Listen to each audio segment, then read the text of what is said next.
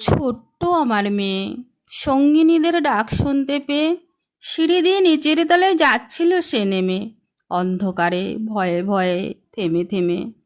হাতে ছিল প্রদীপখানি, আঁচল দিয়ে আড়াল করে চলছিল সাবধানী। আমি ছিলাম ছাতে, তারায় ভরা চৈত্র মাসের রাতে। হঠাৎ মেয়ের কান্না শুনে উঠে দেখতে গেলেম ছুটে, সিঁড়ির মধ্যে যেতে যেতে প্রদীপটা তার নিভে গেছে বাতাসেতে। সুধাই তারে, কি হয়েছে বামি? সে কেঁদে কয় নিচে থেকে, হারিয়ে গেছি আমি তারায় ভরা চৈত্র মাসের রাতে। ফিরে গিয়ে ছাতে মনে হলো আকাশ পানে চেয়ে আমার বামির মতোই যেন অমনিকে এক মেয়ে। নীলাম্বরের আঁচলখানি ঘিরে দীপশিখাটি বাঁচিয়ে একা চলছে ধীরে ধীরে।